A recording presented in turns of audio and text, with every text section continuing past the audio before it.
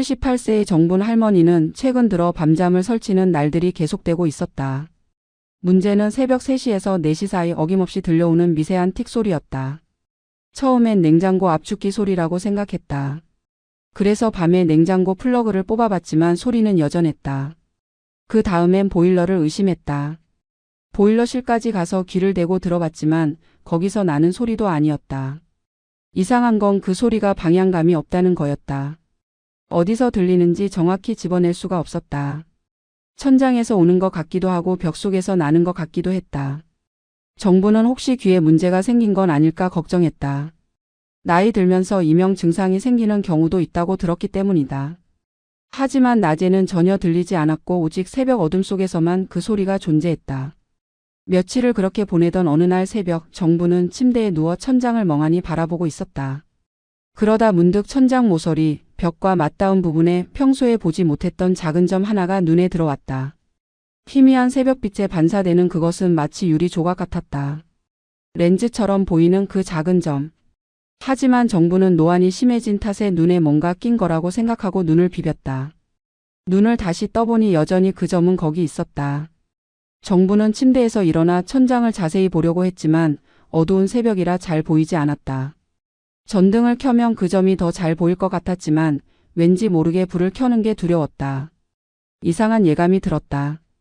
뭔가 보면 안 되는 걸 볼 것 같은 느낌. 결국 정부는 다시 이불을 뒤집어쓰고 눈을 감았다. 하지만 잠은 오지 않았다. 머릿속에서 그 작은 점이 계속 맴돌았다. 저게 뭘까? 왜 전에는 보이지 않았을까? 아니면 원래부터 있었는데 내가 몰랐던 걸까? 온갖 생각이 꼬리에 꼬리를 물었다. 다음 날 아침 정부는 의자를 가져와 천장을 다시 확인했다. 햇빛이 환하게 들어오는 낮에는 그 점이 더욱 선명하게 보였다. 검은 작은 구멍 같은 것이 천장 몰딩 틈새에 살짝 보였다. 정부는 손을 뻗어 만져보려 했지만 키가 닿지 않았다. 그래서 빗자루로 그 부분을 툭툭 쳐봤다. 하지만 아무 변화도 없었다. 그냥 천장에 생긴 틈이나 얼룩이겠거니 하고 넘어갔다. 집이 오래됐으니 곳곳에 금이 가고 얼룩이 생기는 건 당연한 일이었다. 정부는 그렇게 스스로를 안심시켰다. 하지만 마음 한구석에는 여전히 찜찜함이 남아 있었다. 그리고 그날 밤에도 어김없이 새벽 3시 틱 소리가 다시 들려왔다. 며느리 수지는 42살로 큰아들 민수와 결혼한 지 15년이 넘었다. 원래는 한 달에 한두 번 정도 명절이나 제사 때 얼굴을 비추던 사람이었다. 그런데 최근 2달 사이 수진의 방문 횟수가 급격히 늘어났다. 일주일에 2~3번씩 들르는 건 기본이고 어떤 주에는 거의 매일 얼굴을 비췄다. 처음에 정부는 며느리가 갑자기 효심이 생긴 건가 싶어 기뻐했다. 하지만 뭔가 이상했다. 수진은 올 때마다 특별한 용건이 있는 것도 아니었다. 그냥 잠깐 들렀다며 집안을 두리번거리다가 가는 게 전부였다. 어느 날 정분이 물었다. 요즘 왜 이렇게 자주 오는지 혹시 집에 무슨 일이라도 있는지. 수지는 환한 미소를 지으며 대답했다. 어머니가 혼자 계시니 걱정이 돼서 그렇다고 나이도 있으시고 혹시나 집에서 넘어지시거나 다치실까 봐 자주 확인하러 온다고 말했다. 듣기엔 그럴듯한 말이었다. 하지만 정부는 이상한 위화감을 느꼈다. 수진의 눈빛이 진심으로 걱정하는 것 같지 않았다. 오히려 뭔가를 찾는 듯한 탐색하는 듯한 느낌이었다. 수지는 거실에 앉아서도 계속 눈을 이리저리 굴렸다. 천장을 보고 벽을 보고 창문을 보고 현관문을 보고 마치 집 구석을 체크하는 것 같았다. 정분이 차를 내오면 한 모금만 마시고는 화장실에 간다며 자리를 떴다. 그리고 한참 뒤에 돌아왔다. 화장실 가는데 왜 그렇게 오래 걸리는지 의아했다. 어느 날은 수진이 방문을 열고 안을 들여다보기도 했다. 정분이 뭐 하냐고 물으니 그냥 환기가 잘 되나 보려고 했다며 얼버무렸다. 점점 더 수상한 행동들이 늘어났다. 수지는 또 유난히 휴대폰을 자주 만지작거렸다. 정분과 대화를 나누면서도 계속 휴대폰 화면을 확인했다. 무슨 앱을 들여다보는 것 같았는데 정분이 곁에 오면 재빨리 화면을 꺼버렸다. 숨길 게 있다는 듯이. 정분은 점점 더 불편해졌다. 며느리가 왜 이러는지 도무지 이해할 수 없었다. 뭔가 숨기는 게 분명했다. 하지만 직접 캐묻기도 애매했다. 괜히 며느리를 의심한다는 소리를 들을까봐 조심스러웠다. 아들 민수한테 말할까도 생각했지만 아들이 아내 편을 들면 오히려 정분이 시어머니가 며느리를 못살게 군다는 오해를 받을 수도 있었다. 그러던 어느 날 수진이 또 찾아왔다. 이번엔 큰 쇼핑백을 들고 왔다. 반찬을 만들어 왔다며 냉장고에 넣어주겠다고 했다. 정분이 괜찮다고 했지만 수진은 고집을 부렸다. 결국 수진은 부엌에 들어가 냉장고 문을 열고 이것저것 정리하기 시작했다. 한참을 부엌에서 뭔가를 만지작거리더니 나왔다. 그리고 또 휴대폰을 꺼내 화면을 확인했다. 뭔가 만족스러운 듯 고개를 끄덕이는 모습이 정분의 눈에 들어왔다. 정분은 그날 밤 부엌 천장도 유심히 살펴봤다. 거실처럼 작은 점 같은 게 보이는 것 같았다. 아니, 확실히 뭔가 있었다. 정분의 불안감은 점점 커져만 갔다. 수진의 방문이 잦아지면서부터 정분은 이상한 이야기를 계속 듣게 됐다. 처음엔 아주 자연스럽게 시작됐다. 수진이 말했다. 동네 아는 언니가 최근에 어머니를 요양원에 모셨는데 정말 좋은 곳이라고 하더라는 것이다. 시설도 깨끗하고 의료진도 상주하고 식사도 호텔식으로 나온다고 했다. 게다가 같은 또래 어르신들이 많아서 외롭지도 않고 프로그램도 다양하다고 극찬을 늘어놓았다. 정분은 그냥 흘려들었다. 남의 집 이야기니까. 하지만 다음 방문 때도 그 다음 방문 때도 수진은 계속 요양원 이야기를 꺼냈다. 이번엔 텔레비전에서 본 요양원 특집 프로그램이 정말 인상 깊었다는 이야기였다. 요즘 요양원들은 옛날하고 완전히 다르다는 것이다. 실버타운 수준이고 오히려 집보다 더 편하다고 강조했다. 정부는 슬슬 짜증이 나기 시작했다. 며느리가 대체 왜 자꾸 요양원 이야기를 하는지 의도가 너무 뻔했다. 그러던 어느 날 수지는 본격적으로 카드를 꺼내 들었다. 어머니도 이제 편하게 사실 나이가 되지 않았냐고, 혼자 계시면 위험하지 않냐고 직접적으로 말하기 시작한 것이다. 만약에 집에서 넘어지시거나 쓰러지시면 누가 알겠냐고, 발견이 늦어지면 큰일 나는 거 아니냐고 협박조로 말했다. 정부는 단호하게 대답했다. 자신은 아직 멀쩡하고 혼자 생활하는데 아무 문제가 없다고, 자기 집에서 죽을 때까지 살 거라고 분명히 선을 그었다. 그러자 수진의 얼굴이 단 1초 만에 굳어졌다. 억지로 짓고 있던 미소가 사라지고 차갑고 날카로운 표정이 드러났다. 하지만 그것도 잠시. 수진은 재빨리 다시 미소를 지으며 말했다. 물론 어머니 뜻이 제일 중요하다고, 그냥 혹시나 해서 한번 생각해 보시라는 거였다고 얼버무렸다. 하지만 정부는 그 1초의 표정 변화를 놓치지 않았다. 며느리의 가면 뒤에 숨겨진 진짜 얼굴을 본 것이다. 그 얼굴엔 짜증과 분노 그리고 조급함이 가득했다. 그날 이후로 수진의 태도는 더 노골적으로 변했다. 집에 올 때마다 정분의 건강 상태를 집요하게 물어봤다. 요즘 어디 아픈 데는 없는지, 잠은 잘 자는지, 식사는 제때 하는지, 약은 잘 챙겨 먹는지. 마치 건강검진이라도 하듯이 캐물었다. 그리고는 정분이 조금이라도 힘들다는 내색을 하면 바로 그걸 물고 늘어졌다. 그것 보라며 혼자 계시기 힘드신 거 아니냐며, 이제 슬슬 도움이 필요한 시기가 온 게 아니냐며 압박했다.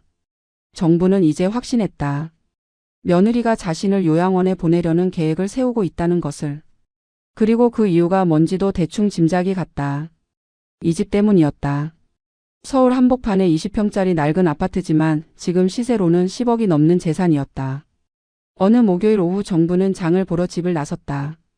평소처럼 시장에 가서 이것저것 장을 봤다. 1시간 반 정도 걸렸다. 집에 돌아와 현관문을 열고 들어서는 순간 정부는 뭔가 이상하다는 느낌을 받았다. 공기가 달랐다. 집 안 공기가 미묘하게 달라진 것 같았다. 누가 다녀간 것 같은 느낌. 하지만 문은 잠겨 있었고 강제로 열린 흔적도 없었다. 정부는 신경이 예민해진 탓이라고 생각하며 집 안으로 들어갔다. 거실에 들어서자마자 정부는 멈춰섰다. 거실 창가에 놓여 있던 화분의 위치가 달라져 있었다. 분명히 왼쪽 구석에 놓여 있었던 화분이 오른쪽으로 옮겨져 있었다. 정부는 기억력이 확실했다. 그 화분은 10년 넘게 그 자리에 있었다. 절대 자리를 바꾼 적이 없었다. 그런데 누가 옮긴 것이다. 정부는 집 안을 더 둘러봤다. 부엌 식탁 위에 놓여 있던 컵의 위치도 달라져 있었다. 침실 서랍이 살짝 열려 있었다. 분명히 나갈 때는 닫고 나갔는데. 정부는 급하게 수진에게 전화를 걸었다. 혹시 오늘 집에 들렀냐고 물었다. 수진은 태연하게 대답했다. 아, 맞다며 어머니 집 앞을 지나가다가 잠깐 들렀다고 했다. 현관문 비밀번호를 알고 있으니까 들어가서 화분 위치를 좀 옮겼다고 말했다. 햇빛을 더 잘 받을 수 있는 자리로 옮긴 거라며 아무렇지도 않게 말했다. 정부는 목소리를 높였다. 집주인 허락도 없이 어떻게 마음대로 들어오고 물건을 옮기냐고 따졌다. 그러자 수지는 오히려 이상한 사람 취급을 했다. 수지는 반문했다. 화분 하나 옮긴 게 뭐가 문제냐고, 어머니 좋으라고 한 건데. 왜 그렇게 예민하게 구느냐고 대래 정분을 탓했다. 그리고는 요즘 어머니가 너무 신경질적으로 변하신 것 같다며 혹시 어디 아프신 거 아니냐고 걱정하는 척했다. 정부는 어이가 없었다. 자기가 잘못해놓고 오히려 피해자인 정분을 이상한 사람으로 만드는 수법. 정부는 더 이상 말해봐야 소용없다는 걸 알고 전화를 끊었다. 그날 저녁 정부는 집 안을 샅샅이 뒤졌다. 혹시 또 다른 게 바뀌거나 없어진 게 있는지 확인하려고. 대부분은 제자리에 있었다. 하지만 침실 서랍 안 통장과 도장이 놓인 위치가 미묘하게 달랐다. 누군가 열어본 흔적이 분명했다. 정부는 소름이 돋았다. 며느리가 통장을 확인한 것이다. 얼마나 있는지 어느 은행에 있는지 파악하려고 한 게 틀림없었다. 정부는 그날 밤 바로 현관문 비밀번호를 바꿨다. 그리고 아들 민수에게도 알려주지 않았다. 누구도 믿을 수 없었다. 다음 날 아침 수진에게서 전화가 왔다. 어제 어머니가 왜 그렇게 화를 내셨냐며 사과를 요구하는 투였다. 자기는 좋은 일 하려고 한 건데 오해를 받아서 상처받았다고 했다. 정부는 차갑게 대답했다. 앞으로는 허락 없이 절대 집에 들어오지 말라고, 만약 또 그런 일이 있으면 가만두지 않겠다고 경고했다. 수지는 잠시 침묵하다가 알았다며 퉁명스럽게 전화를 끊었다. 하지만 정부는 알고 있었다. 이게 끝이 아니라는 것을. 며느리는 분명 또 다른 수를 쓸 것이다. 그로부터 일주일 뒤 정부는 평소처럼 집 안 쓰레기를 정리하고 있었다. 재활용 쓰레기와 일반 쓰레기를 분리해서 봉투에 담았다. 그런데 거실 구석에 놓인 작은 쓰레기통을 비우다가 이상한 걸 발견했다. 쓰레기 사이에 검은색 작은 상자가 끼어 있었다. 처음 보는 물건이었다. 정부는 그 상자를 집어들었다. 손바닥보다 작은 크기였고 휴대폰 충전기를 조금 작게 만든 것 같은 모양이었다. 상자 옆면에는 작은 와이파이 모양 표시가 있었다. 정부는 이게 뭔지 전혀 알 수 없었다. 자신이 산 적도 없고 집에 있던 물건도 아니었다. 누군가 놓고 간 것이 분명했다. 그런데 왜 쓰레기통에 버려져 있는가? 정부는 상자를 이리저리 살펴봤다. 상자에는 아무런 글씨도 없었다. 브랜드 이름도 제품명도 없었다. 다만 한쪽 면에 작은 구멍이 뚫려 있었다. 렌즈 같은 게 살짝 보였다. 정부는 심장이 쿵 내려앉는 느낌을 받았다. 설마 이게 카메라인가? 하지만 확신할 수 없었다. 요즘 전자기기는 워낙 종류가 많아서 정분 같은 노인은 알 수가 없었다. 정부는 상자를 들고 이웃집 김씨 할머니를 찾아갔다. 김씨 할머니는 정분보다 5살 어렸고 자식들이 자주 찾아와서 최신 기기에 대해 좀 더 잘 알고 있었다. 정분이 상자를 보여주자 김씨 할머니도 고개를 갸우뚱했다. 뭔지 모르겠다며 손주한테 물어보라고 했다. 정부는 김씨 할머니 손주인 대학생 재훈이에게 사진을 찍어 보냈다. 재훈이는 즉시 답장을 보내왔다. 이거 몰래 카메라 아니냐고, 어디서 났냐고 물었다. 정부는 그 순간 온몸에 전율이 흘렀다. 손이 덜덜 떨렸다. 몰래 카메라. 누가? 왜? 자신의 집에 몰래 카메라를 설치한 것이다. 정부는 재훈이에게 전화를 걸었다. 재훈이는 요즘 이런 초소형 카메라가 인터넷에서 많이 팔린다고 설명했다. 와이파이로 연결해서 휴대폰으로 실시간 영상을 볼 수 있다고 했다. 보통 집 안에 몰래 설치해서 사람들을 감시할 때 쓴다고 했다. 명백한 불법이라고도 덧붙였다. 정부는 집으로 돌아와 그 상자를 식탁 위에 올려놓고 한참을 바라봤다. 대체 누가 이런 짓을 한 것인가? 가능성 있는 사람은 딱 한 명뿐이었다. 며느리 수진. 현관 비밀번호를 알고 있고 최근에 자주 집을 드나들었고 집 안 곳곳을 두리번거렸던 그 사람. 정부는 분노가 치밀어 올랐다. 동시에 두려움도 밀려왔다. 며느리가 얼마나 오래 자신을 감시한 것일까? 어떤 장면들을 녹화한 것일까? 욕실, 침실, 심지어 옷을 갈아입는 장면까지 찍혔을 수도 있었다. 생각만 해도 온몸이 더러워지는 것 같았다. 정부는 집안을 다시 한번 샅샅이 뒤지기 시작했다. 천장, 벽, 가구 틈새, 전등갓 안, 화분 속까지 모든 곳을 확인했다. 그리고 찾아냈다. 거실 천장 몰딩 틈새에 박혀 있는 또 다른 카메라. 부엌 찬장 위에 살짝 놓여 있는 카메라. 심지어 욕실 환풍기 커버 안쪽에도 카메라가 있었다. 총 4개. 며느리는 정분의 일거수일투족을 감시하고 있었던 것이다. 정분은 그 카메라들을 모두 떼어냈다. 손이 부들부들 떨렸다. 분노와 배신감, 수치심이 뒤섞인 감정이 폭발할 것 같았다. 정분은 떼어낸 카메라 4개를 모두 모아 비닐봉지에 담았다. 그리고 다시 재훈이에게 연락했다. 재훈이는 놀라며 경찰에 신고하라고 했다. 하지만 정부는 먼저 확실한 증거를 확보하고 싶었다. 이게 정말 카메라가 맞는지 누가 설치한 건지 명확하게 밝혀야 했다. 재훈이는 아는 형이 전자공학과라며 함께 만나보자고 제안했다. 정부는 그 제안을 받아들였다. 다음 날 정부는 재훈이와 그의 친구 성진을 만났다. 성진은 카메라들을 하나하나 살펴보더니 고개를 끄덕였다. 이건 중국산 초소형 무선 카메라라고 했다. 인터넷 쇼핑몰에서 개당 5만 원에서 10만 원 정도에 팔리는 제품이라고 설명했다. 성진은 카메라 하나를 조심스럽게 분해하기 시작했다.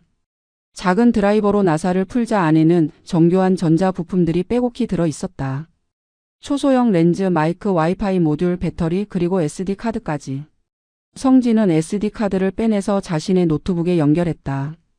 화면에 파일들이 나타났다. 날짜별로 정리된 동영상 파일들이었다. 성진이 하나를 클릭하자 정분의 집 거실이 화면에 나타났다. 정분이 소파에 앉아 텔레비전을 보고 있는 모습이었다. 각도와 화질이 선명했다. 다음 파일은 부엌이었다. 정분이 식사 준비를 하는 모습. 그 다음은 욕실 앞 복도였다. 정분이 씻으러 들어가는 모습까지 찍혀 있었다. 정분은 화면을 보다가 고개를 돌렸다. 너무 수치스럽고 분노가 치밀어 올라 더 이상 볼 수가 없었다. 성진은 파일의 날짜를 확인했다. 가장 오래된 파일은 2달 전이었다. 그러니까 며느리는 최소 2달 동안 정분을 감시해온 것이었다. 성진은 이 카메라들이 모두 같은 와이파이 네트워크에 연결돼 있었다고 설명했다. 누군가 휴대폰 앱으로 실시간으로 이 영상들을 볼 수 있었다는 뜻이었다. 그리고 자동으로 녹화도 됐다. 성진은 이게 명백한 불법 촬영이며 주거침입, 사생활 침해에 해당한다고 강조했다. 당장 경찰에 신고해야 한다고 말했다. 하지만 정부는 아직 망설여졌다. 며느리를 경찰에 신고한다는 게 쉽지 않았다. 아들 민수는 어떻게 될까? 손주들은 어떻게 될까? 가족이 박살나는 건 아닐까? 하지만 동시에 정부는 알고 있었다. 이대로 넘어가면 며느리는 절대 멈추지 않을 거라는 것을. 오히려 더 대담해질 것이었다. 정부는 재훈이에게 물었다. 며느리가 이 영상들을 가지고 뭘 하려고 했을 것 같냐고. 재훈이는 잠시 생각하더니 대답했다. 아마도 할머니가 혼자 생활할 수 없는 상태라는 걸 증명하려는 게 아니겠냐고. 요즘 그런 케이스가 많다고 했다. 노인이 집에 혼자 있으면서 위험한 행동을 한다거나 기억력이 떨어져서 불을 끄지 않는다거나 정신적으로 불안정한 모습을 보인다는 등의 영상을 모아서 후견인 지정 재판에 증거로 제출하는 경우가 있다고 설명했다. 그렇게 되면 법원이 가족을 후견인으로 지정하고 그 후견인이 노인의 재산을 관리할 수 있는 권한을 갖게 된다고 했다. 정부는 그 말을 듣는 순간 머리를 한 대 맞은 것 같았다. 그거였다. 며느리의 목적이 바로 그거였다. 정분을 무능력자로 만들어서 법적으로 재산관리 권한을 빼앗으려는 것. 그렇게 되면 정분의 집을 마음대로 처분할 수 있었다. 팔든 전세를 주든 대출을 받든 며느리 마음대로였다. 정부는 온몸에 소름이 돋았다. 며느리가 얼마나 치밀하게 계획을 세웠는지 이제야 알겠었다. 잦은 방문도 요양원 이야기도 건강상태 확인도 모두 이 계획의 일부였던 것이다. 성진은 영상 파일들을 자세히 분석했다. 그리고 이상한 점을 발견했다. 특정 장면들만 따로 편집되어 있는 폴더가 있었다. 정분이 약을 먹는 걸 깜빡한 장면, 가스레인지를 켜놓고 잠깐 다른 곳에 간 장면, 밤에 화장실 가다가 휘청거리는 장면, 혼잣말을 하는 장면 등이 따로 모아져 있었다. 며느리는 이미 증거를 편집까지 해놓은 것이었다. 이 영상만 보면 정분이 정말로 혼자 살 수 없는 사람처럼 보였다. 하지만 실제로는 정분이 30초 뒤에 약을 먹었고 가스불도 금방 확인했고 휘청거린 건 그냥 졸려서였을 뿐이었다. 앞뒤 맥락을 자르고 문제 있어 보이는 장면만 모은 악의적인 편집이었다. 정부는 이제 확신했다. 며느리를 그냥 둬서는 안 된다는 것을. 이건 단순한 가족 간 갈등이 아니었다. 범죄였다. 정분의 인생과 재산, 존엄성을 빼앗으려는 계획적인 범죄였다. 정부는 재훈이와 성진에게 고맙다고 인사했다. 그리고 이 증거들을 잘 보관해달라고 부탁했다. 이제 정부는 결심했다. 며느리와 정면으로 맞서기로. 정부는 며느리가 아닌 아들 민수에게 먼저 연락하기로 했다. 민수는 며느리의 꼬임에 넘어가 있을 수도 있지만 그래도 자신이 낳은 아들이었다. 마지막으로 한 번은 믿어보고 싶었다. 정부는 민수에게 전화를 걸어 꼭 만나야 할 일이 있다고 말했다. 혼자 오라고 수지는 데려오지 말라고 신신당부했다. 민수는 무슨 일이냐고 물었지만 정부는 만나서 얘기하겠다고만 했다. 이틀 뒤 민수가 정분의 집을 찾아왔다. 민수는 45세로 중견기업에 다니는 평범한 회사원이었다. 성격은 온순한 편이었지만 우유부단한 면도 있었다. 아내 수진의 말을 잘 따르는 편이었다.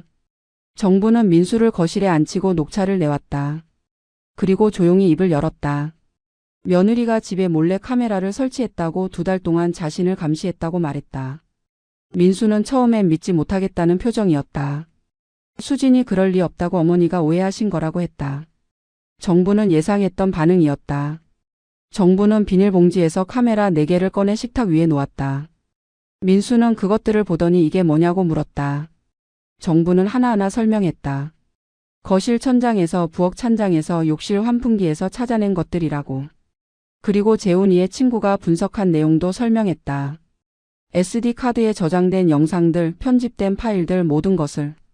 민수의 얼굴이 점점 창백해졌다. 정부는 노트북을 켜서 성진이 보내준 영상 파일 중 일부를 민수에게 보여줬다. 화면에는 정분의 일상이 낱낱이 담겨 있었다. 민수는 화면을 보다가 손으로 입을 막았다. 믿을 수 없다는 표정이었다. 특히 편집된 파일들을 보고 나서는 분노가 치밀어 오르는 게 역력했다. 자기 어머니를 이런 식으로 감시하고 조작하다니. 민수는 떨리는 목소리로 물었다. 정말 수진이가 이런 짓을 한 거냐고. 정부는 고개를 끄덕였다. 집 비밀번호를 아는 사람은 민수와 수진뿐이고 민수는 최근 몇 달간 집에 거의 오지 않았으니 속어법으로도 수진밖에 없다고 설명했다. 게다가 수진이 최근 들어 유난히 자주 방문했고 요양원 이야기를 계속 꺼냈고 정분의 건강 상태를 집요하게 확인했던 것도 모두 이 계획의 일부였다고 말했다. 민수는 머리를 감싸 쥐었다. 자기 아내가 이런 사람인 줄 몰랐다고 어떻게 이런 생각을 할 수 있는지 이해할 수 없다고 중얼거렸다. 정부는 민수에게 물었다. 혹시 수진이 최근에 돈 이야기를 많이 하지 않았냐고. 집을 사야 한다거나 사업 자금이 필요하다거나 하는 얘기를. 민수는 잠시 생각하더니 고개를 끄덕였다. 수진이 최근 몇 달간 계속 집을 넓혀야 한다고 조르고 있었다고 했다. 지금 사는 아파트가 너무 좁아서 답답하다고 아이들도 크는데 방이 부족하다고 매일같이 불평했다고. 그래서 민수가 돈이 없다고 하니까 어머니 집을 담보로 대출을 받자고 제안했다고 말했다. 민수가 그건 어머니 허락 없이는 안 된다고 하자 수지는 어차피 나중에 상속받을 집인데 미리 활용하는 게 뭐가 문제냐고 따졌다고 했다. 정부는 모든 퍼즐이 맞춰지는 걸 느꼈다. 며느리의 최종 목표는 이 집이었다. 자신을 요양원에 보내고 집을 차지하려는 것. 아니면 최소한 집을 담보로 대출을 받아 자기들 집을 사려는 것. 그러려면 정분이 무능력하다는 걸 증명해서 법적으로 재산 관리권을 빼앗아야 했다. 그래서 카메라를 설치해 증거를 모은 것이었다. 민수는 충격에 빠진 채 한참을 말없이 앉아 있었다. 그리고 마침내 입을 열었다. 당장 집에 가서 수진과 얘기하겠다고 이건 용서할 수 없는 일이라고 말했다. 하지만 정부는 민수를 말렸다. 아직은 때가 아니라고 며느리에게 들키면 증거를 인멸할 수도 있다고 경고했다. 그리고 법적으로 대응하는 게 낫다고 조언했다. 민수는 망설였다. 아내를 고소한다는 게 쉬운 결정은 아니었다. 하지만 정부는 단호했다. 이건 가족 문제가 아니라 범죄 문제라고 며느리가 이미 선을 넘었다고 강조했다. 민수는 결국 고개를 끄덕였다. 어머니 편에 서겠다고 수진이 저지른 일에 대해 책임을 지게 하겠다고 약속했다. 정부는 아들의 손을 꽉 잡았다. 적어도 아들만큼은 자기 편이라는 게 위안이 됐다. 며칠 뒤 정부는 민수와 함께 수진을 만나기로 했다. 중립적인 장소에서 만나야 한다고 생각해 근처 카페를 예약했다. 수진은 시어머니와 남편이 함께 만나자고 하자 의아해했지만 나왔다. 카페에 들어선 수진은 평소처럼 밝은 미소를 지었다. 하지만 그 미소는 정분과 민수의 굳은 표정을 보자마자 사라졌다. 뭔가 심상치 않다는 걸 직감한 것이었다. 민수가 먼저 입을 열었다. 수진에게 할 말이 있다고 어머니 집에 카메라를 설치한 게 사실이냐고 직접적으로 물었다. 수진의 얼굴이 순간 굳었다. 하지만 재빨리 표정을 관리하며 반문했다. 무슨 소리냐고 카메라가 무슨 카메라냐고 잡아떼기 시작했다. 민수는 가방에서 카메라 4개를 꺼내 테이블 위에 놓았다. 수진의 눈이 그것들을 보는 순간 미세하게 흔들렸다. 정부는 그 반응을 놓치지 않았다. 민수는 증거를 하나하나 제시했다. 카메라에서 발견된 영상 파일들, 편집된 클립들, 와이파이 연결 기록들. 모두 수진의 휴대폰으로 연결돼 있었다는 기술적 분석 결과까지. 수진은 당황한 표정으로 변명하기 시작했다. 그건 어머니 안전을 위해서 설치한 거라고, 혹시 집에서 쓰러지시거나 다치실까봐 걱정돼서 한 일이라고 둘러댔다. 정부는 비웃음을 터뜨렸다. 그럼 왜 욕실 앞에 카메라를 설치했냐고, 왜 영상을 편집해서 따로 저장했냐고 따져 물었다. 수진은 말문이 막혔다. 잠시 침묵이 흘렀다.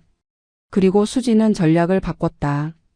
갑자기 눈물을 글썽이며 자기도 너무 힘들었다고, 어머니를 혼자 두기가 불안해서 그랬다고 감정에 호소하기 시작했다. 하지만 민수는 더 이상 속지 않았다. 남편은 차갑게 말했다. 그럼 왜 자기한테는 말하지 않았냐고, 왜 몰래 한 거냐고 추궁했다.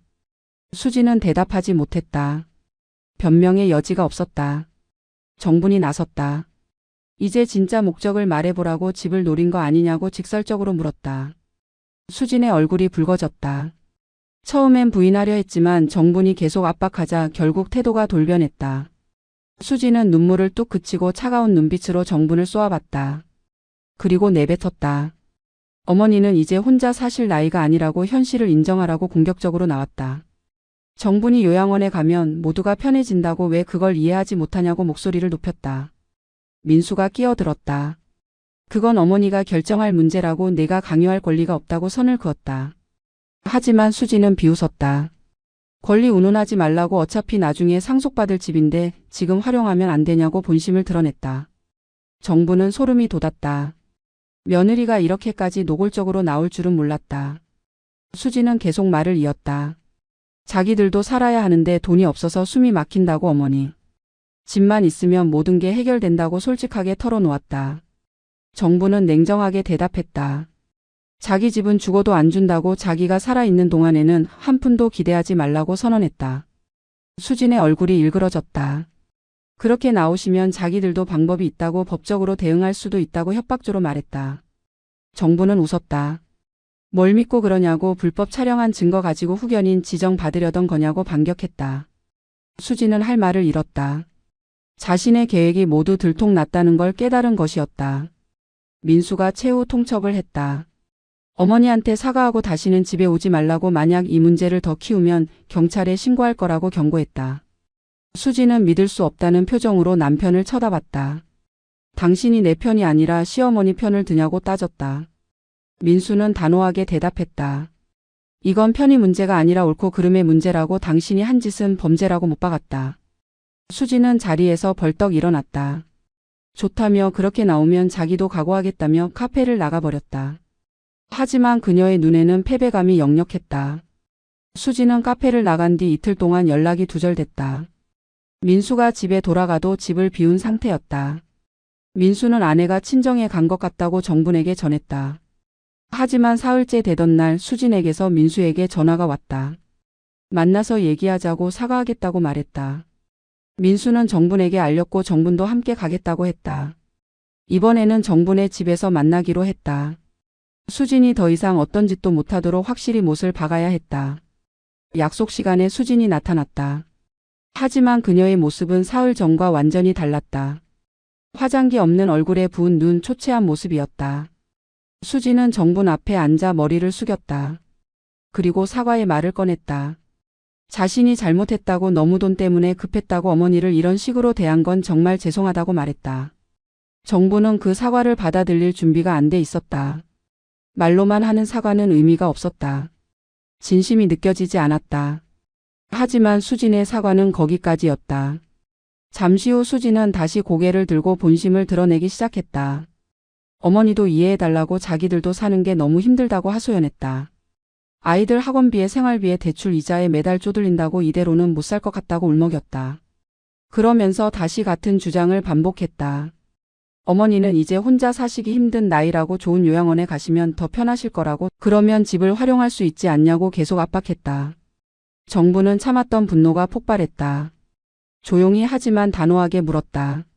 내가 편하자고 하는 거 아니냐고, 내 집을 너희가 마음대로 하고 싶어서 그러는 거 아니냐고 직격탄을 날렸다. 수지는 순간 말문이 막혔다가 결국 본색을 드러냈다. 그렇다고 맞다고 어머니 집이 있어야 자기들이 좀 숨통이 트인다고 소리쳤다. 어차피 나중에는 자기들 거 될 집인데 지금 쓰면 안 되냐고, 왜 어머니는 살아계시면서 자식들을 이렇게 힘들게 하냐고 오히려 정분을 원망했다. 그 순간 방 안의 공기가 얼어붙었다. 민수는 얼굴이 새하얗게 질렸다. 자기 아내가 이런 인간인 줄 몰랐다는 충격이 역력했다. 정부는 오히려 침착했다. 예상했던 반응이었기 때문이다. 정부는 수진을 똑바로 쳐다보며 말했다. 이 집은 내가 평생 일해서 마련한 거라고, 너희한테 줄 생각 없다고, 내가 죽어도 자식들한테만 상속할 거라고 분명히 선언했다. 그리고 만약 또 이런 짓을 하면 가만두지 않겠다고 경찰에 신고해서 법적으로 대응하겠다고 경고했다. 수진은 비웃었다. 어머니가 뭘 할 수 있겠냐고, 결국 나이 들면 자식들 손에 달려있다고 도발했다. 하지만 정부는 흔들리지 않았다. 자신은 아직 정신 멀쩡하고 몸도 멀쩡하다고, 법적으로 보호받을 권리가 있다고 맞받아쳤다. 그리고 이미 전문가들과 상담을 시작했다고, 재산 관리도 법적으로 보호 조치를 취할 거라고 말했다. 수진의 얼굴이 점점 일그러졌다. 자신의 계획이 완전히 무산됐다는 걸 깨달은 것이었다. 민수가 최종 결정을 내렸다. 이혼을 고려하겠다고, 이런 사람과는 더 이상 함께 살 수 없다고 선언했다. 수지는 놀라서 남편을 쳐다봤다. 하지만 민수는 진심이었다. 아내가 자기 어머니에게 이런 짓을 했다는 게 용서가 안 됐다. 수지는 당황해서 울기 시작했다. 이혼은 안 된다고, 아이들 생각해서라도 안 된다고 애원했다. 하지만 민수는 단호했다. 아이들한테 이런 엄마의 모습을 보여줄 수는 없다고, 아이들에게 돈을 위해서라면 뭐든지 할 수 있다는 걸 가르칠 수는 없다고 잘라 말했다. 수지는 결국 자리에서 일어났다. 더 이상 할 말이 없다는 듯이 나가면서 정분을 향해 마지막으로 독한 말을 내뱉었다. 후회하실 거라고, 나중에 혼자 외롭게 죽으실 거라고 저주하듯 말했다. 하지만 정부는 담담하게 대답했다. 혼자 외롭게 죽는 게 너 같은 며느리한테 재산 빼앗기는 것보다 낫다고, 자신은 자신의 인생을 스스로 지킬 거라고 선언했다. 수지는 현관문을 쾅 닫고 나갔다. 그 문소리가 정분과 며느리의 관계가 완전히 끝났음을 알리는 신호였다. 정부는 긴 한숨을 내쉬었다. 힘든 싸움이었지만 이겼다. 자신의 존엄과 재산을 지켜냈다. 수진과의 대면이 끝난 다음 날, 정부는 민수와 함께 경찰서를 찾았다. 불법 촬영과 주거침입, 사생활 침해 혐의로 정식 고소장을 제출하기로 결심한 것이었다. 처음엔 가족 간 일을 경찰에까지 알리는 게 부담스러웠지만 전문가들의 조언을 듣고 마음을 굳혔다. 이건 개인적인 문제가 아니라 명백한 범죄 행위였다. 그리고 이런 일이 또 일어나지 않도록 법적으로 확실히 선을 그어야 했다. 경찰서에 도착한 정분과 민수는 여성 청소년과 담당 형사를 만났다. 형사는 50대 중반의 여성으로 이런 사건을 많이 다뤄본 듯 노련한 모습이었다. 정분이 카메라 4개와 SD카드 그리고 영상 분석 자료들을 제출하자 형사는 심각한 표정을 지었다. 요즘 이런 케이스가 정말 많다고, 특히 재산 문제가 얽힌 가족 간 범죄가 급증하고 있다고 말했다. 형사는 정분에게 용기 있는 결정이라고 칭찬하면서도 앞으로 힘든 과정이 될 거라고 경고했다. 고소장 작성에는 2시간 가까이 걸렸다. 정부는 지난 2달간 있었던 일들을 하나하나 진술했다. 며느리의 잦은 방문, 요양원 압박, 무단 침입, 카메라 설치, 영상 편집까지 모든 것을 상세하게 설명했다. 형사는 꼼꼼하게 기록하면서 중간중간 추가 질문을 던졌다. 수진이 집 비밀번호를 어떻게 알게 됐는지, 언제부터 이상한 행동을 보이기 시작했는지, 요양원 이야기를 처음 꺼낸 게 언제였는지 등을 물었다. 정부는 기억나는 대로 최대한 정확하게 답변했다. 형사는 고소장 접수를 마친 뒤 앞으로의 절차를 설명했다. 수진을 소환해서 조사할 것이고 증거물들을 국과수에 보내 정밀 분석을 할 거라고 했다. 그리고 영상 파일들의 진위 여부와 촬영 일시, 카메라의 소유자 등을 확인할 거라고 덧붙였다. 만약 혐의가 인정되면 수진은 성폭력 범죄의 처벌 등에 관한 특례법 위반으로 처벌받을 수 있다고 설명했다. 카메라 위치가 욕실 앞이었기 때문에 더 무거운 처벌이 가능하다고도 했다. 최소 3년에서 최대 7년의 징역형에 처해질 수 있다는 말에 정부는 놀랐다. 생각보다 훨씬 중한 범죄였다. 경찰서를 나온 정bun과 민수는 이번엔 법률구조공단을 찾았다. 형사 고소만으로는 부족했다. 재산 보호를 위한 법적 조치도 함께 취해야 했다. 법률구조공단의 변호사는 60대 초반의 남성으로 노인 인권 문제를 전문으로 다루는 사람이었다. 변호사는 정bun의 이야기를 듣고 나서 즉시 몇 가지 조치를 제안했다. 첫째, 공증을 통한 유언장 작성. 둘째, 임의 후 경계약 체결. 셋째, 부동산 처분 금지 가처분 신청이었다. 변호사는 하나하나 설명했다. 유언장을 작성해두면 정bun이 사망한 뒤 재산이 정bun의 의사대로 분배된다고 했다. 특히 공증을 받아두면 법적 효력이 강력해서 나중에 문제가 생길 여지가 없다고 강조했다. 임의 후 경계약은 만약 정bun이 나중에 치매 등으로 판단 능력을 잃게 될 경우를 대비한 것이었다. 미리 신뢰할 수 있는 사람을 후견인으로 지정해두면 법원이 임의로 후견인을 지정하는 걸 막을 수 있다고 설명했다. 정bun은 둘째 아들을 후견인으로 지정하기로 했다. 큰아들은 수진과의 관계 때문에 복잡했지만 둘째 아들은 성실하고 신뢰할 수 있었다. 부동산 처분 금지 가처분은 가장 중요한 조치였다. 이걸 신청해두면 정bun의 동의 없이는 누구도 집을 팔거나 담보로 잡을 수 없게 된다고 했다. 설령 나중에 누군가 위조 서류를 만들거나 사기를 치려 해도 법적으로 차단할 수 있다는 것이었다. 변호사는 이런 조치들을 최대한 빨리 진행하는 게 좋다고 조언했다. 수진이 다른 방법을 시도할 가능성을 완전히 차단해야 한다고 강조했다. 정부는 모든 절차를 진행하기로 결정했다. 비용이 좀 들더라도 안전을 확보하는 게 우선이었다. 그 주 내내 정부는 정신없이 움직였다. 공증 사무실에 가서 유언장을 작성하고 법원에 가서 임의 후 경계약 등록을 하고 부동산 등기소에서 처분 금지 가처분을 신청했다. 민수가 옆에서 도와줬지만 절차가 복잡해서 여러 번 왔다 갔다 해야 했다. 특히 유언장 작성은 감정적으로 힘든 과정이었다. 자신의 사후를 준비한다는 게 쉽지 않았다. 하지만 정부는 담담하게 해냈다. 자신이 평생 모은 재산이 제대로 된 곳에 가도록 하는 게 마지막 책임이라고 생각했다. 모든 절차가 끝난 뒤 정부는 은행도 찾았다. 통장들을 정리하고 비밀번호를 모두 바꿨다. 그리고 큰 금액이 들어있는 통장은 아예 다른 은행으로 옮겼다. 혹시나 수진이 통장 정보를 알고 있을 가능성에 대비한 것이었다.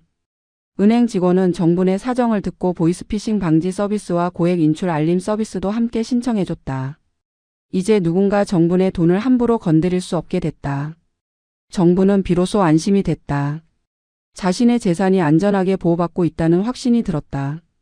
집에 돌아온 정부는 현관 비밀번호도 다시 한번 바꿨다. 그리고 집 안 곳곳을 다시 점검했다. 혹시 또 다른 카메라가 설치돼 있지는 않은지 구석구석 확인했다. 다행히 더 이상은 발견되지 않았다. 정부는 침실에 앉아 한숨을 내쉬었다. 지난 몇 주간 겪은 일들이 주마등처럼 스쳐 지나갔다. 며느리의 배신, 카메라 발견, 법적 대응, 그 모든 과정이 악몽 같았다. 하지만 정부는 해냈다. 자신을 지켜냈다. 그리고 이제 다시는 이런 일이 일어나지 않도록 철저하게 준비했다. 정bun이 수진을 고소한 사실은 곧 친척들 사이에 알려졌다. 며칠 만에 온 동네 소문이 됐다. 반응은 엇갈렸다. 어떤 사람들은 정bun의 편을 들었다. 며느리가 선을 넘었다고 그런 짓을 한 사람은 당연히 처벌받아야 한다고 지지했다. 하지만 다른 사람들은 고개를 저었다. 가족 간 일을 경찰에까지 고소하다니 너무 심한 거 아니냐고, 그냥 집안에서 조용히 해결할 수도 있었을 텐데 왜 그렇게까지 하냐고 수군댔다. 특히 시댁 쪽 친척들의 반응이 좋지 않았다. 정bun의 시누이가 전화를 걸어와 한 소리 했다. 며느리가 잘못한 건 맞지만 고소까지 할 필요가 있었냐고, 아들 생각은 안 하냐고 따졌다. 민수가 이혼까지 고려하고 있다는 소문도 들었다며 걱정했다. 손주들은 어쩌려고 그러냐고, 애들이 얼마나 상처받겠냐고 정bun을 탓했다. 정부는 시누이의 말을 듣다가 결국 받아쳤다. 그럼 자신은 며느리한테 당하고만 있으라는 거냐고, 자기 재산을 지키는 게 잘못이냐고 반문했다. 신우이는 말문이 막혔다가 다른 논리를 들고 나왔다. 요즘 세상에 혼자 사는 노인이 얼마나 위험한지 아냐고, 차라리 좋은 시설에 가는 게 어머니를 위해서도 낫지 않냐고 말했다. 정부는 그 말을 듣는 순간 모든 걸 이해했다. 신우이도 결국 수진과 같은 생각이었다. 정분이 집을 비우면 그 집을 활용할 수 있다는 계산. 시댁 식구들도 모두 정분의 재산을 노리고 있었던 것이다. 정분은 차갑게 전화를 끊었다. 더 이상 이야기할 필요가 없었다. 친정 조카들도 연락이 왔다. 이번에는 정분을 걱정하는 목소리였다. 큰 조카는 이모가 너무 힘드실 것 같다며 자주 놀러 오겠다고 약속했다. 작은 조카는 법적인 문제로 도움이 필요하면 언제든 연락하라며 힘을 실어줬다. 친정 쪽 가족들은 대부분 정분의 편이었다. 며느리가 한 짓이 말도 안 된다며 분개했고 정분이 제대로 대응한 거라고 지지했다. 정분은 친정 식구들의 지지에 힘을 얻었다. 적어도 자신이 완전히 혼자는 아니라는 걸 느꼈다. 하지만 가장 큰 문제는 민수였다. 민수는 어머니와 아내 사이에서 극심한 갈등을 겪고 있었다. 수지는 집으로 돌아온 뒤에도 계속 자신의 정당성을 주장했다. 자기는 시어머니를 위해서 한 일인데 오해를 받았다고 민수가 자기 편을 들어줘야 하는 거 아니냐고 매달렸다. 동시에 아이들을 볼모로 삼았다. 이혼하면 아이들이 얼마나 힘들겠냐고, 아빠 없이 크는 아이들이 얼마나 불쌍하겠냐고 감정에 호소했다. 민수는 흔들렸다. 어머니가 옳다는 걸 알지만 15년을 함께 산 아내를 단번에 버리기도 어려웠다. 게다가 아이들 문제는 정말 고민이었다. 중학생과 초등학생인 두 아이가 부모의 이혼을 겪으면 얼마나 힘들까. 민수는 며칠 밤을 새우며 고민했다. 정부는 아들의 고통을 알고 있었다. 하지만 민수의 선택을 존중하기로 했다. 아들이 어떤 결정을 내리든 원망하지 않겠다고 마음먹었다. 일주일 뒤 민수가 정분을 찾아왔다. 민수는 결정을 내렸다고 말했다. 당장 이혼은 하지 않겠지만 별거를 하기로 했다고. 수진과는 일단 떨어져 살면서 시간을 두고 생각해 보겠다고 했다. 그리고 어머니에 대한 수진의 접근은 완전히 차단하겠다고 약속했다. 수진이 다시는 어머니를 괴롭히지 못하도록 자신이 책임지겠다고 다짐했다. 정부는 아들의 손을 잡았다. 그것만으로도 충분했다. 아들이 자기 편에 서준다는 것, 그것이 정분에게는 큰 위안이 됐다. 민수는 집을 나와 원룸을 얻었다. 아이들은 당분간 수진과 함께 살기로 했다. 주말에만 아이들을 만나기로 했다. 정부는 손주들을 만날 수 없게 된 게 가장 가슴 아팠다. 하지만 어쩔 수 없었다. 수진이 아이들을 데리고 정분을 찾아오는 걸 허락할 리 없었다. 정부는 손주들에게 편지를 썼다. 할머니는 너희를 사랑한다고, 이 상황이 너희 잘못이 아니라고, 언젠가 다시 만날 수 있기를 바란다고 적었다. 하지만 그 편지가 손주들에게 전달됐는지는 알 수 없었다. 고소 접수 후 2주가 지나자 경찰에서 연락이 왔다. 수진을 소환해서 조사했는데 처음에는 모든 걸 부인했다고 했다. 카메라를 설치한 적 없다고, 영상도 자기가 찍은 게 아니라고 잡아댔다. 하지만 증거가 명확했다. 카메라 구매 기록이 수진의 신용카드로 나왔고 와이파이 연결 기록도 수진의 휴대폰으로 연결돼 있었다. 심지어 수진의 휴대폰에서 해당 영상들을 볼 수 있는 앱까지 발견됐다. 부인할 수 없는 상황이었다. 결국 수진은 사실을 인정했다. 하지만 동기에 대해서는 끝까지 거짓말을 했다. 시어머니의 안전을 위해서였다고, 혼자 계시다가 다치실까봐 걱정돼서 설치했다고 주장했다. 형사는 그럼 왜 욕실 앞에 카메라를 설치했냐고, 왜 영상을 편집했냐고 추궁했다. 수진은 대답하지 못했다.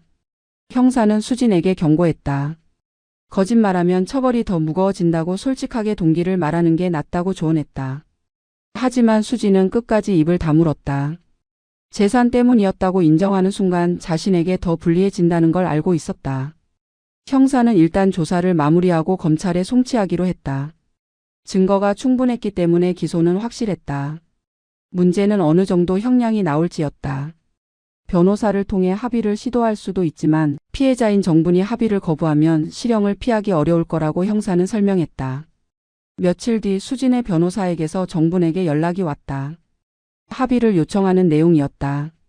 수진이 진심으로 반성하고 있으니 선처를 부탁한다는 것이었다. 그리고 합의금으로 2천만 원을 제시했다.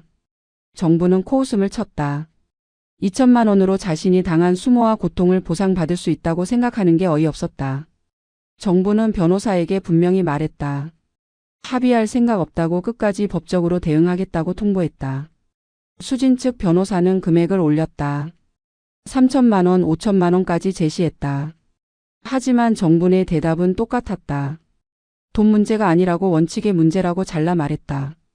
수진이 제대로 된 처벌을 받아야 한다고, 그래야 다시는 이런 일이 일어나지 않는다고 강조했다. 변호사는 결국 포기했다. 합의가 불가능하다는 걸 깨달은 것이었다. 사건은 그대로 검찰로 넘어갔고 검찰은 수진을 정식 기소했다.